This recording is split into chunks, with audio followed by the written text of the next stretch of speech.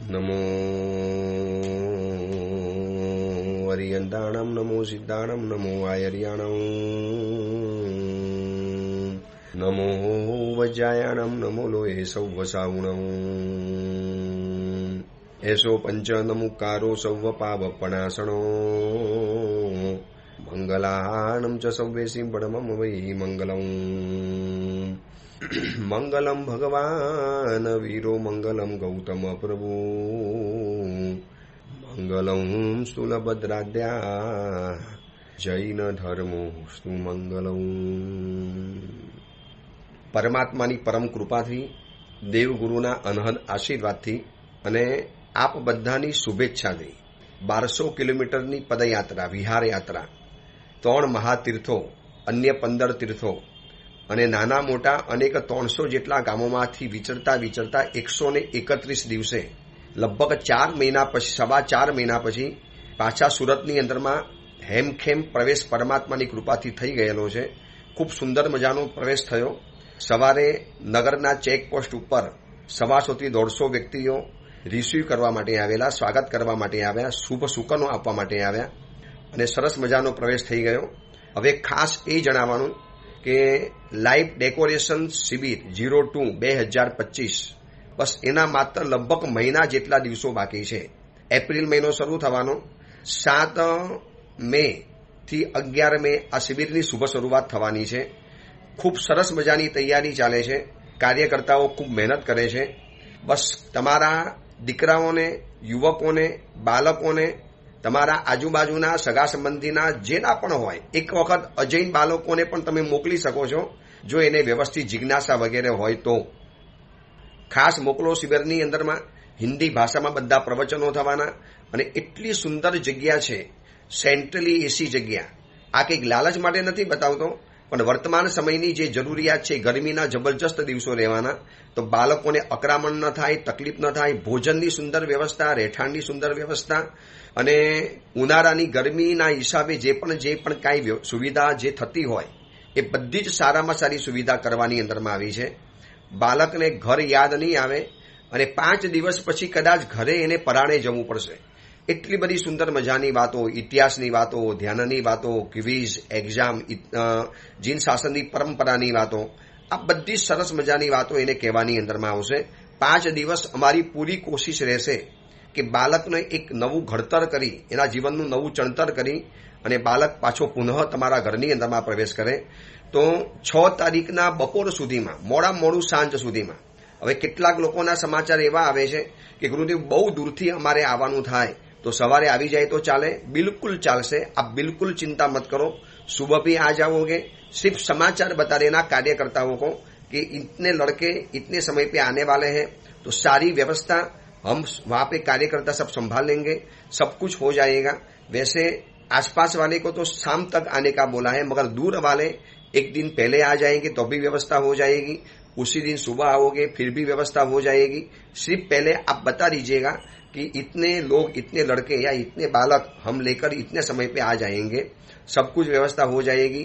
तो जितने भी आपके आसपास वाले के बेटे हैं, किशोर है, लड़के हैं, बालक है, मैंने बोला ने 12 साल से लगाकर 25 साल तक, 10 साल वाले क्यों नहीं लेते हैं? क्योंकि छोटे बच्चे रहते हैं, सीरियस नहीं होते हैं, सिंसियर नहीं होते हैं, तो इस बात को गंभीरता से नहीं समझ पाते हैं.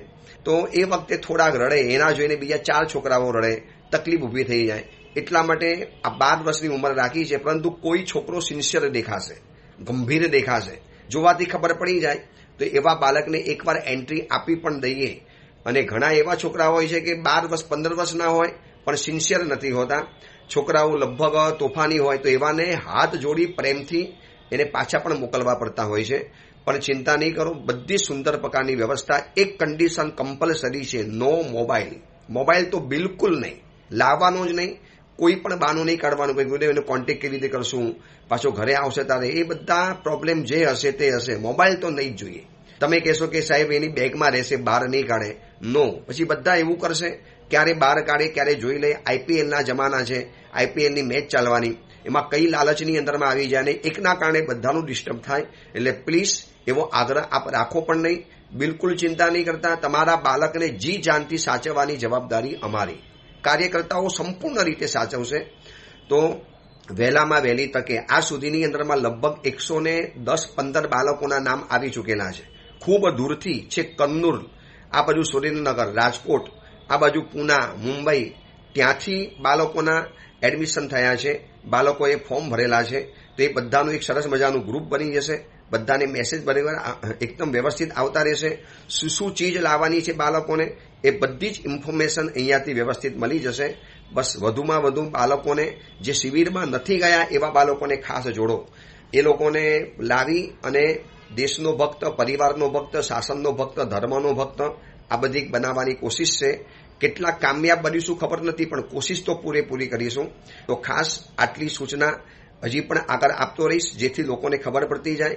તમે તો તમારા બાળકનું ફોર્મ ભર્યું હોય, પણ તમારી આજુબાજુની અંદરમાં, તમારી રિશ્તેદારમાં, સગા સંબંધીમાં, તમારી સોસાયટીમાં, તમારા પહેચાનમાં, તમારા સર્કલમાં જે પણ એવો કોઈ પણ સંતાન હોય જેને જાણવું છે, જિજ્ઞાસા છે, હકીકતમાં બહુ પરાણે નહીં મોકલતા, એને સમજાવીને મોકલજો. પરાણે મોકલશો તો વળી પાછો અહીંયા તકલીફ પડશે, તમને હેરાન કરશે, તમને કદાચ ચાલુ શિબિરમાં દોડાવશે.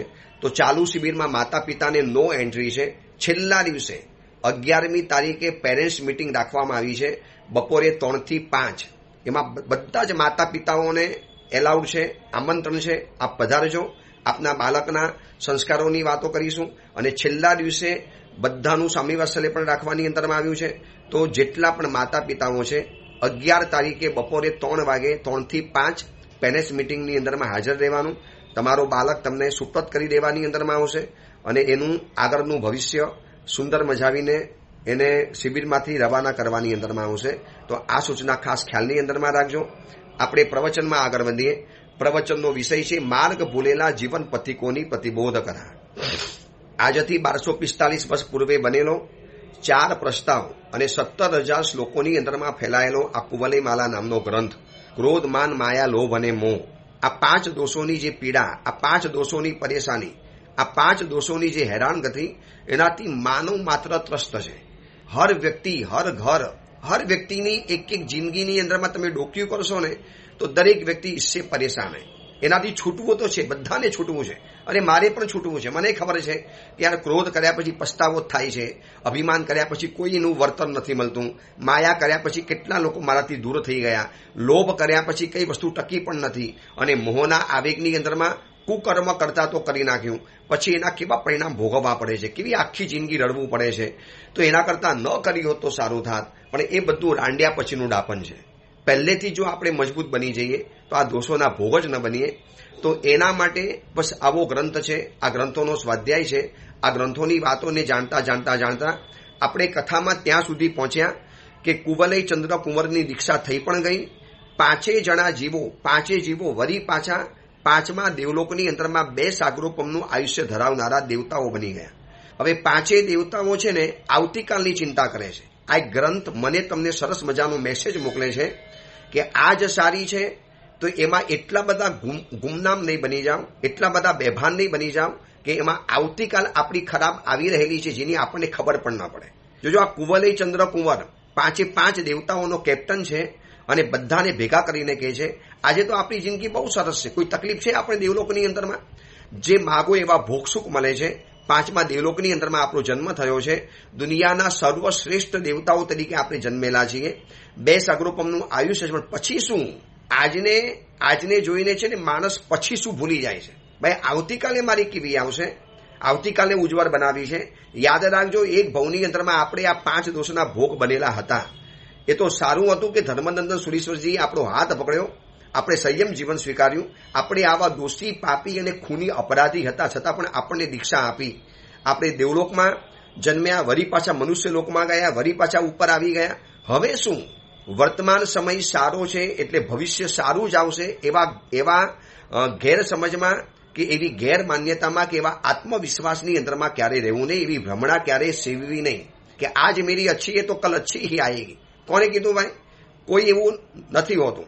આજ સારી હોય એટલે આવતીકાલ સારી જ આવે એવો કોઈ નિયમ નથી. હા, આજને આપણે સારી રીતે જીવ્યા હોઈએ તો આવતીકાલ સારી આવી શકે છે. તો આજના દિવસે મારે આવતીકાલની ચિંતા કરવાની કે ભાઈ આવતીકાલે મારે શું કરવાનું છે. સવારની મજાની અંદરમાં જે બપોરને ભૂલી જાય છે ને તો બપોર એની ખરાબ આવે છે. બપોરની મજામાં જે સાંજ ભૂલી જાય એની સાંજ ખરાબ આવે. સાંજની મોજ મસ્તીમાં જે રાત ભૂલી જાય રાત ખરાબ આવે. અને રાતની મોજ મજાની અંદરમાં જે આવતીકાલની સવારને ભૂલી જાય તો સવાર ખરાબ આવવાની છે. પ્રી પ્લાનિંગ, પહેલેથી પ્લાન બનાવી દો કે મારું ભવિષ્ય મારે ઉજ્જવલ બનાવવું છે, મારા ભવિષ્યને મારે આગળ વધારવું છે. આજે મનુષ્યના ભાવમાં આવી ગયો, આજે મેં દીક્ષા લઈ લીધી, જ્ઞાની બની ગયો, પ્રવચન આપતા આવડી ગયું, શિષ્યો વગેરે થઈ ગયા, પદવી વગેરે મળી ગઈ, સમાજમાં નામ થઈ ગયું, પણ આવતીકાલે શું? સંસારીપણાની અંદરમાં હો, કરોડપતિ બની ગયો, પોતાનું ઘર બની ગયું, સારો પરિવાર આવી ગયો, ગાડી પણ આવી ગઈ, લેપટોપ, કોમ્પ્યુટર, સારા મોંઘા મોબાઈલ, વિદેશની ટ્રીપ, આ બધું જ મારા જીવનમાં આજે છે, પણ આવતીકાલે શું? તત કિમ, ભાઈ પછી મારું શું થવાનું છે? એનો વિચાર પ્રત્યેક સાધક, સમજદાર સાધક આજથી શરૂ કરી લે. હજી તો દેવલોકની અંદરમાં ઉત્પન્ન થયા છે અને 5 મિત્ર દેવતાઓએ ચર્ચા શરૂ કરી. આમ જોવા શું ખબર શું કહી શકાય? ભાઈ તો બહુ વાર છે ને. આજે જોજો ધર્મના ક્ષેત્રની અંદરમાં કોઈ પણ વ્યક્તિને તમે એમ કહો ને ભાઈ આ ચોમાસામાં કયો તપ કરવાનો છે, અરે યાર હજી તો ચોમાસાની કેટલી બધી વાર છે. હજી તો ચૈત્ર માસની ઓરી આવશે, પછી ચૈત્ર, પછી વૈશાખ, જેઠ, અષાઢ મહિનામાં ચોમાસું આવશે ને ત્યારે જોઈ લઈશું. દરેક જગ્યામાં તમને આ જવાબ મળે છે. પછી વિચારીશું ને હજી તો ઘણી વાર છે. પછી ઘણીવારમાં સમય એવો સરકી જાય છે કે ખબર નથી પડતી અને છેલ્લે આપણે જ્યારે ખબર પડે ત્યારે પછતાવા સિવાયનો કોઈ વારો નથી આવતો. તો આ ગ્રંથકાર મને તમને સમજાવે છે, આ કુંવરીમાલા કથા કાન પકડીને મને તમને પ્રેમથી કહે છે કે દોસ્ત, વર્તમાન સારો છે, ગાફેલ નહીં રહેતો. આવતીકાલ ગમે તે સારી આવી શકે છે. બેટ્સમેન હોય ને, અત્યારે આઈપીએલનો જમાનો ચાલે છે, અત્યારે આઈપીએલની મેચ ચાલે છે. તમે ખેલાડીને પૂછો કે 5મી ઓવર સારી ગઈ એટલે પછી એ 6ઠ્ઠી ઓવર માટે નહીં વિચારે? અત્યારે જે બોલ ફટકાર્યો છે ને તરત જ એ કામે લાગશે કે હવે નવો બોલ આવશે તો મારે એને કેવી રીતે ફટકારવો. દરેક બોલને સરખી રીતે નથી રમી શકાતો.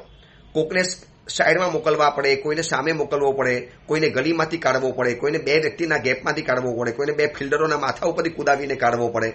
એવી કેટલી બધી એને કટ મારવી પડે છે. ત્યારે એ બેટ્સમેન કેટલા રન સુધી પહોંચી શકે છે. તો બસ આપણા જીવનની પણ આ જ હાલત છે કે આજ સારી છે. હવે 2 સાગરોપમનું આયુષ્ય છે. તમને ખબર છે 2 સાગરોપમ એટલે 10 કોટી પલ્યોપમ બરાબર સાગરોપમો થાય. એવા કેટલું અગાધ આયુષ્ય વિચારી શકો છો? સાગરોપમ 2 સાગરોપમ એટલે અસંખ્ય વર્ષ થયા, તમે ગણી નથી શકતા. એટલા બધા વર્ષોનું આયુષ્ય છે.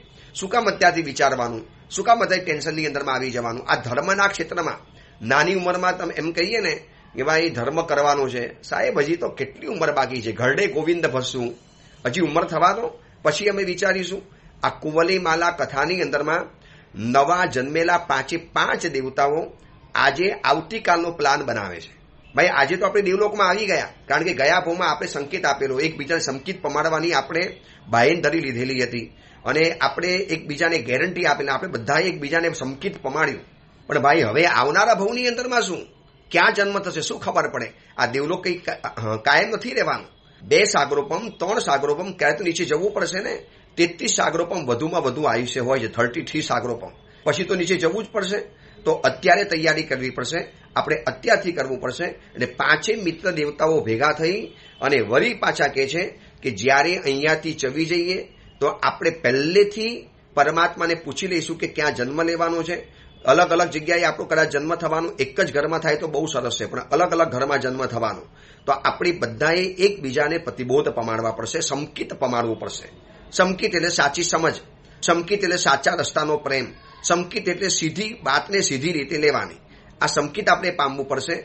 આ સંકિત પામશું તો જ આગળ ધર્મનો દરવાજો ખુલવાનો છે. એટલે 5 દેવતાઓ 2 સાગરોપમ સુધીમાં આ જ ચર્ચા, આ જ વિચારણા, વારંવાર આ જ વિચારણા. એડવાન્સ પ્લાનિંગ, પ્રી પ્લાનિંગ ધર્મના ક્ષેત્રમાં આ કરવું જરૂરી છે. એમ નહીં માનતા કે જે ધર્મ ઘડપણમાં કરવો અત્યારથી શું વિચારવાનું? દોસ્ત, ઘડપણ ક્યારે આવશે ખબર નથી, જુવાની ક્યારે વહી જશે ખબર નથી. એની તૈયારી એડવાન્સ કરી દેવી પડે, અત્યારથી કરાવી દેવી પડે. બાળક જન્મે છે ત્યારથી માતા પિતા એના માટે કેટલાક પૈસા જુદા મૂકી દે છે. ભાઈ એનું લગ્ન કરાવવો પડશે, ખર્ચો નીકાળવો પડશે ને. તો બાળક છે ત્યારથી જો યુવાનીના વિચારો કરી શકાય છે તો આપણે ધર્મના એડવાન્સ વિચાર કેમ નહીં કરવાના?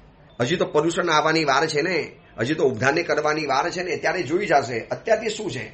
કલ દેખેંગે, કલ કરેંગે, અને કાલે કરતા કરતા કરતા કરિષ્યામી ઇતિ ચિંતયા મરિષ્યામી મરિષ્યામી મરિષ્યામી ઇતિ વિસ્મૃતમ. સંસ્કૃત સાહિત્યની અંદરમાં આ એક કરુણ શ્લોક છે. મેં કરુંગા, મુझे करना है, I will do, I shall do. બસ આ બધા વિચારણા કરવાની અંદરમાં કરના હી હે, કરુંગા ને પક્કા કરુંગા, કરિષ્યામી કરિષ્યામી કરિષ્યામી ઇતિ ચિંતયા. આ વિચારની અંદરમાં મરિષ્યામી મેં મર જાઉંગા. ભાઈ કરવું છે એમ નહીં, કરકે હી દિખાના હે, કરવું જ છે મારે, આજે જ કરી લેવું છે. બસ ધર્મના ક્ષેત્રની અંદરમાં આ એપ્રોચ જરૂરી છે. ધર્મના ક્ષેત્રની અંદરમાં આ એંગલ, આ વિચારધારા જરૂરી છે કે પછી કેમ જ્યારે પણ ધર્મની વાત આવશે ને પછી વિચારીશું. અઠ્ઠાઈ કરવી છે હમણાં નહીં, વર્ષિતપ કરવો છે પછી, ઉપધાન કરવા છે પછી, ઇવન દીક્ષા લેવી છે પછી. તો સંસારના ક્ષેત્રમાં આજે નાઉ એન્ડ હિયર આ બે શબ્દ ધર્મના ક્ષેત્ર માટે વાપરવા પડશે. હમણાં અને હમણાંથી જ. નાઉ એન્ડ હિયર, હમણાં જ મારે શરૂ કરી દેવો છે ધર્મ, પછીની વાત નથી કરવી. જ્યારે મોકો મળ્યો છે ત્યારે મારે ધર્મ કરી જ લેવો છે, ધર્મ મારે સ્વીકારી લેવો છે. આ એંગલ જીવનમાં આવશે તો જ આપણે જીવનમાં ધર્મ કરી શકીશું. અને આ કુવલય માલામાં 5 મિત્ર દેવતાઓ જન્મ્યા ત્યારથી 2 સાગરોપમ. આપણું તો આયુષ્ય 100 વર્ષનું પણ નથી, છતાંય આપણે પછી કરીએ છીએ. અને આ લોકોનું આયુષ્ય હતું 2 સાગરોપમનું.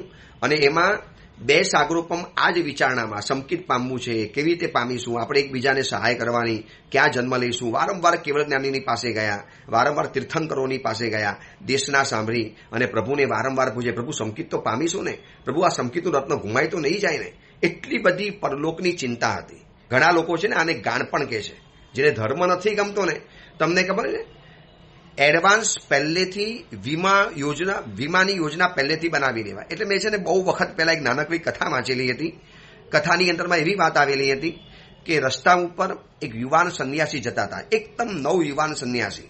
એટલે પછી એક જણાએ પૂછ્યું કે સાહેબ આ ઉંમરમાં સંયમ જીવન લઈ લીધું, સંન્યાસી બની ગયા, પછી લેવું જોઈએ ને ઘરડી ઉંમરમાં, શું કામ અત્યારથી આ નાની ઉંમરથી નીકળી પડ્યા, અત્યારે થોડો કંઈ ધર્મ કરવાનો હોય, અત્યારે તો મોજ મજા કરી લેવાની હોય. નવ યુવાન સન્યાसी समझदार था, पाक्का वैरागी था. एमने कीधु ठीक है भैया, वो तो जवाब मैं बाद में दूंगा, मगर अभी आप कहाँ चले, अभी आप कहाँ जा रहे हो. ये हाथ में बैग वगैरह थैली ली हुई है. साहब ऐसा है ना कि बीमा कंपनी में जा रहा हूँ और वहां पे जाके मुझे पॉलिसी निकालनी है.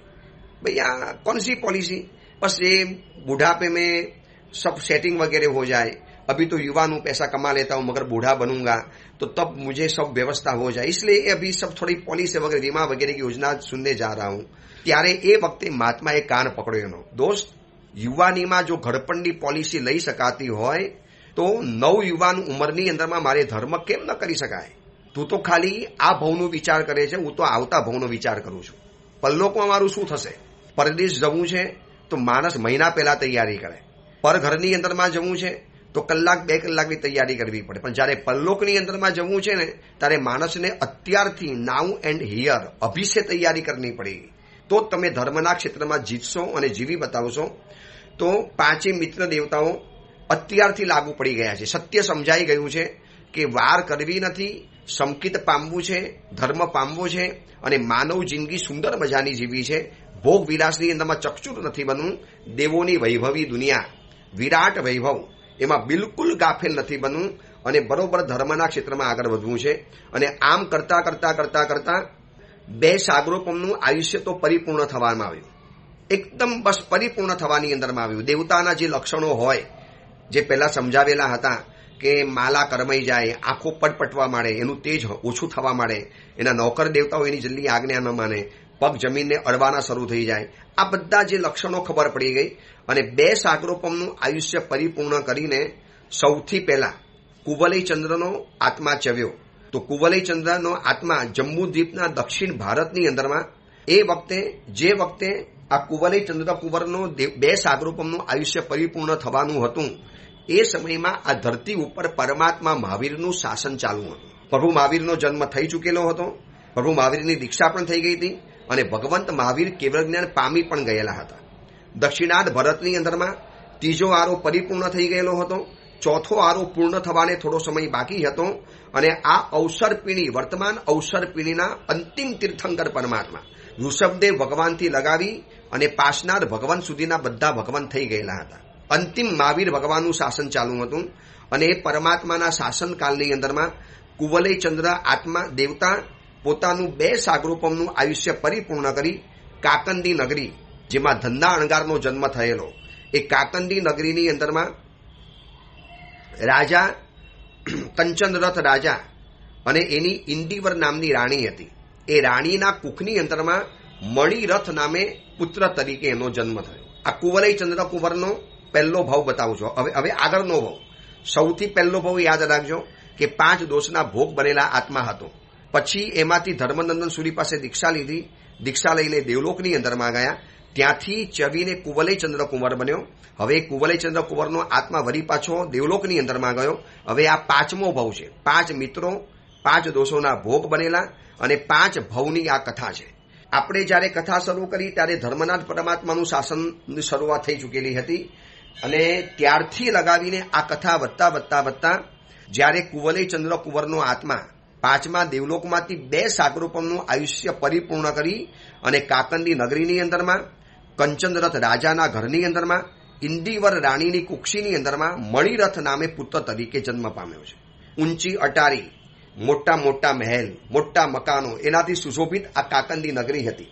પ્રભુ મહાવીર આ કાકંદી નગરીની અંદરમાં વારંવાર વિચરણ કરતા હતા, વારંવાર પ્રભુ આવતા હતા અને બહુ ઉત્તમ કુલની અંદરમાં આ જન્મ થયો છે કુવલયચંદ્ર કુંવરના આત્માનો. બાકીના 4 જણાની કથા પછી બતાવું છું, પણ પહેલા કુવલયચંદ્ર કુંવરની આ કથા આગળ વધે છે. બાકીના 4 દેવતાની પણ કથા આગળ આવવાની જ છે. હવે જન્મતાની સાથે રાજકુંવર છે, જન્મતાની સાથે સુખ સુવિધા મળી ગયેલી છે. આટલો બધો ધર્મ કર્યો હોવા છતાં પણ, આટલી સાવધાની સાથે દેવલોકની અંદર ભવ પસાર કર્યા છે છતાં પણ જોજો કર્મના સંસ્કારો એવા છે. આ સંસ્કારોની વાત જાણવા જેવી છે. પ્રવૃત્તિના સાતત્યથી આત્મા ઉપર ઊભી થઈ જતી એક ચોક્કસ પ્રકારની અસર, એને સંસ્કાર કહેવાય છે. ફરી વખત, પ્રવૃત્તિના સાતત્યથી આત્મા ઉપર ઊભી થઈ જતી એક ચોક્કસ પ્રકારની અસર, આને કહેવાય છે સંસ્કાર.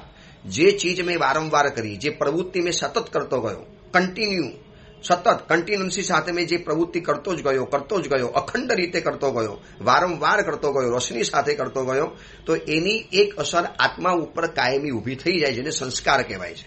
માનો મેં ગયા ભવની અંદરમાં પ્રચુર માત્રામાં અતિ ઇન્ટરેસ્ટ સાથે, વિથ ઇન્ટરેસ્ટ, એકદમ ગમે એવી રીતે, એકદમ રસ સાથે મેં વિષય કે કષાયનું સેવન કર્યું હોય તો એના સંસ્કારો મારા આત્માની અંદરમાં એવા પડી જવાના કે ધર્મના ક્ષેત્રમાં, મંદિરમાં, સારી જિંદગીની અંદરમાં પણ મને ખરાબ વિચારો આવ્યા કરે. કેમ? એ મારા સંસ્કાર પડી ગયા છે. સંસ્કારને ખતમ કરવાના રસ્તા આવે છે, પણ આ એક સંસ્કારની વાત બતાવું છું.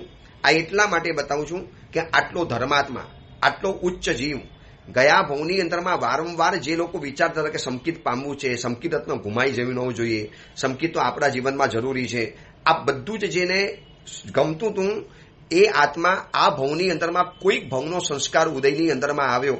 એટલે મણિરથ કુંવર, આ જે દીકરો જે જન્મ્યો છે ને, મણિરથ કુંવર, જે કુવલયચંદ્ર કુંવરનો આત્મા છે, આ 5મો ભવ ચાલે છે એનો. બરોબર મગજમાં યાદ રાખજો આ કથા સાંભળનારા, પ્રવચન સાંભળનારા, કે કુવલયચંદ્ર કુંવરનો આ 5મો ભવ ભગવાન મહાવીરના શાસનની અંદરમાં જેનો જન્મ થયેલો છે કાકંદી નગરીની અંદરમાં. તો આટલા ઉત્તમ આત્માને કોણ જાણે કયા ભવના કોઈ સંસ્કાર જાગી પડ્યા અને એને એક વ્યસન લાગુ પડ્યું શિકાર કરવાનું.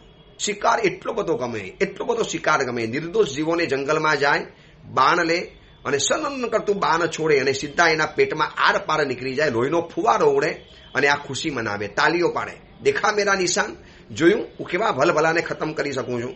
આ શિકારનું વ્યસન એને એવું લાગુ પડ્યું, એના વડીલો, એના ગુરુજનો, એના માતા પિતા, એના બધા જ પરિવારો સમજાવે કે દોસ્ત આ નિર્દોષ જીવોની કટલેઆમ ન કરી શકાય. લોકો બહુ મજા આવે છે. આમ આકાશમાં ઉડતા પંખીને હું મારી શકું છું, જંગલમાં ભલભલા હાથીઓને પાડી શકું છું, ખૂંખાર ગણાતા સિંહ અને વાઘને હું ખતમ કરી શકું છું. મારું અજોડ બાન છે, મારું નિશાન ક્યારે ખાલી ન જાય. એટલો બધો પોરસાય, એટલો બધો ખુશ થાય. આ ભવની અંદરમાં એને શિકારનું વ્યસન લાગુ પડ્યું છે. આપણને આશ્ચર્ય થાય છે ને કે ગયા ભવના મુનિ હતા, ઉત્તમમાં ઉત્તમ સંયમ જીવનની આરાધના કરી છે. અયોધ્યા નગરીનું રાજ છોડીને, અયોધ્યા નરેશ હતા, એ રાજ્ય છોડી કુંવલી માલા જેવી ત્રિભુવન મોહિની પત્નીને છોડી સંયમ જીવનની સાધના કરી છે. તો પછી આવો દોષ ક્યાંથી આવી ગયો? આ કથામાંથી એટલા બધા સંદેશા જાણવા માટે મળે છે.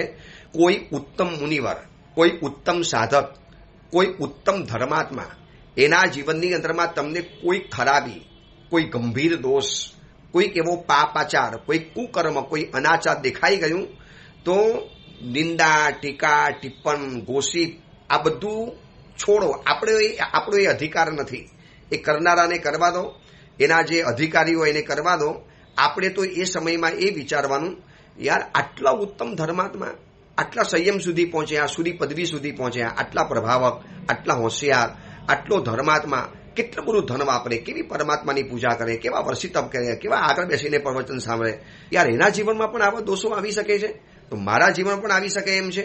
યાદ રાખજો, અસૌ ચરમાવર્તે જ્ઞાનસાર અષ્ટકની અંદરમાં મહોપાધ્યાય યશો વિજયજી મહારાજાએ કર્મની વાત જે આવે છે ને, કર્મનું જે કુલ અષ્ટક આવે છે એમાં લખેલું છે, અસૌ ચરમાવર્તે ધર્મમ હરતિ પશ્યત.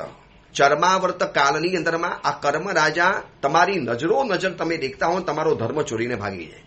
હું આજે સાધુ છું, આટલો દીર્ઘ પર્યાય થઈ ચૂકેલો છે, થોડો ઘણો જ્ઞાની પણ બન્યો છું, થોડા ઘણા શાસ્ત્રો પણ વાંચેલા છે, છતાં પણ મારી નજરો નજર આ કર્મ રાજા મારું બધી જ ઉત્તમતા લૂંટીને ભાગી શકે એમ છે. આ શબ્દ બતાવું છું, રેફરન્સ. અસૌ ચરમાવર્તે ધર્મમ હરતિ પશ્યત. ચરમાવર્તી સાધોસ્તુ છલમ અન્વિષ્ય દુષ્યતિ. અસૌ અચરમાવર્તે. અચરમાવર્ત કાળની અંદરમાં શું કરે છે, તમને ખબર ન પડે, તમારો ધર્મ ચોરીને ચાલ્યો જાય. ચરમાવર્તી સાધોસ્તુ, પરંતુ જે ચરમ અવસ્થાની અંદરમાં આવ્યો છે ને, એને તો છલ કરીને આ લઈ જાય છે. આ કર્મની ખાસિયત જોજો. જે અધાર્મિક છે એવી વ્યક્તિને તો એની નજરો નજર ધર્મ એનો ઉપાડીને ચાલ્યો જાય છે, એની ઉત્તમતાને લઈને ચાલ્યો જાય. પણ જે ધર્માત્મા છે, પહેલા મેં ઉલટી વાત કરી, પણ સાચી વાત એ છે, અસૌ અચરમાવર્તે ધર્મમ હરતિ પશ્યત. ચરમાવર્તી સાધોસ્તુ છલમ અન્વિષ્ય દુષ્યતિ. પરંતુ જે ચરમાવર્તમાં છે, નિકટ મોક્ષગામી છે, ઉત્તમ જીવાત્મા છે, એના જીવનમાં તમને જો દોષ દેખાતો હોય તો વ્યક્તિની ટીકા, નિંદા, ટિપ્પણ, એનો મેસેજ વાયરલ કરવો, એની ગંદકી ભરેલા મેસેજોને બીજી જગ્યાએ મોકલવા.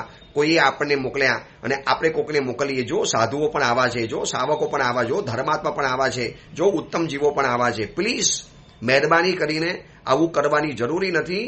કારણ કે જ્ઞાનસાર અષ્ટકની અંદરમાં લખ્યું છે, ચરમાવર્તી સાધોસ્તુ છલમ અન્વિષ્ય દુષ્યતિ. આ શું કરે છે, ચરમાવર્તમાં રહેલા જીવોને એક છલ, એક કપટ, એક ડાવ એવો ખેલી નાખે ને, ઓલો જોતો રહી જાય અને વિકેટ પડી જાય.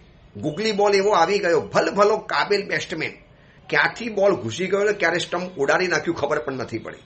છલમ અન્વિષ્ય દુષ્યતિ, તમારું છલ શોધી લે, એક નાનકડી ગફલત, અને તમને ક્યાં ને ક્યાં ઉચકીને ફેંકી દે. આ કર્મની તકલીફ છે. હવે આવો ઉત્તમ ધર્માત્મા છે, ગત ભવમાં ઉત્તમ દેવલોકની અંદરમાં હતા, 5મા દેવલોકની અંદરમાં હતા, સતત ને સતત પોતાના ભવિષ્યની ચિંતા કરી છે, સંકિતની ચિંતા કરી છે. અને એવો આત્મા અહીંયા વ્યસનનો શિકાર બની ગયો અને આખેટ એટલે શિકાર, હન્ટર, શિકારી બની ગયા. પશુઓને હોમી નાખે, બારી નાખે, સણસણતા બાણ ફેંકી દે અને છુરી મારીને લોકોના પેટ કાપી નાખે, લોહીના ફુવારા ઉડે. આટલો બધો ક્રૂર કેમ બની ગયો આત્મા? આટલો ઉત્તમ ધર્માત્મા છે, આવી સરસ મજાની સંયમ જીવનની સાધના કરી છે. અયોધ્યા નરેશમાંથી કુંવરય ચંદ્રકુંવર મુનિ બન્યા છે, રાજર્ષિ બન્યા છે, ઘોર સાધના કરી છે. તો આવું કેમ? બહુ મોટો આ સવાલ છે. બસ એ સવાલના જવાબની અંદરમાં એક જ કહેવાનું છે, સંસ્કાર. કર્મ ખતમ બહુ જલ્દીથી થાય છે, પણ કર્મના સંસ્કારો તોડવા બહુ કઠિન પડી જાય છે. કોઈક ભવની અંદરમાં એવા સંસ્કાર પાડેલા હતા અને આ ભવની અંદરમાં છલમ અન્વિષ્ય દુષ્યતિ, એનું એક છલ મળી ગયું અને જીવનમાં એને એન્ટ્રી કરી લીધી, જીવનમાં પ્રવેશ કરી લીધો અને એટલા બધા શિકાર કરે, એટલું બધું આ કરે છે કે કુવલય ચંદ્ર મણિરથ તરીકે જન્મ્યા પછી દરેક ભવની અંદરમાં એને સારામાં સારું કામ કર્યું છે. તો આ દોષ જીવનમાં ક્યાંથી આવી ગયો? બસ સંસ્કારની વજહથી. કોઈક એવા ભવની અંદરમાં મેં ખોટા સંસ્કાર પાડી દીધા હોય તો આ સાધુ જીવનમાં આવ્યા પછી, ઉત્તમ ગુરુ મળી ગયા પછી, ઉત્તમ જીવન પ્રાપ્ત થઈ ગયા પછી, અરે સમજણ આવી ગયા પછી પણ હું મારા જીવનમાં ભૂલ કરું, ખરેખર ભૂલ કરું. કેમ? સંસ્કાર. બસ આજે વર્તમાન સમયની અંદરમાં તમારી પાસે કોઈની એવી ગંદી વાતો આવે, કોઈની આવા ગંદા અપપ્રચારો આવે, એવા ખોટા વિડીયો તમારી પાસે વાયરલ થાય, પ્લીઝ આગળ નહીં મોકલતા. અને આ જોયા પછી એ વ્યક્તિ ઉપર દ્વેષ કર્યા કરતા એમ વિચારો કે જો આવી વ્યક્તિને પણ આવું થતું હોય તો ભાઈ આપણું તો શું કજું, આપણે તો શું મૂડી, આપણે તો કયા મોટા માણસ છીએ, આપણે તો ગમે તારે આ કર્મ રાજાની ફૂંકમાં ઉડી જવાના, ક્યારે આપણે વિકેટ ગમે તારે પડી જવાની. તો આ ભવની અંદરમાં એને શિકારનું વ્યસન પડ્યું છે. તો પ્રશ્ન થાય ને આપણને કે આવા ઉત્તમ જીવને આવું અધમ આચરણ કેમ થઈ ગયું? આવો ઉત્તમ જીવ આવા કેમ અધમ કાર્યો કરવા માંડ્યો? બસ એની બહુ મહત્વની વાત આપણે આવતીકાલે જોઈશું. સમય થવાની અંદરમાં આવ્યો છે. થોડી ઘણી ચર્ચા આપણે કરી દીધી છે. ઉત્તમ ધર્માત્મા જીવની અંદરમાં કોઈ દોષ દેખાય તો એ સમયમાં એની ટીકા ટિપ્પણ નિંદા ચર્ચા કર્યા વગર સંસ્કારને યાદ કરી અને આવતીકાલે મારો પણ આવો દિવસ આવી શકે છે, મારે પણ સાવધાન રહેવું પડશે. ચલો એ અંગેની મહત્વની વાત આપણે આવતીકાલે કરીશું. એ જ મંગલ કામના મંગલ ભાવના. જીનાગના વિરુદ્ધ કાંઈ પણ બોલાયું હોય તો મિચ્છામી દુક્કડમ.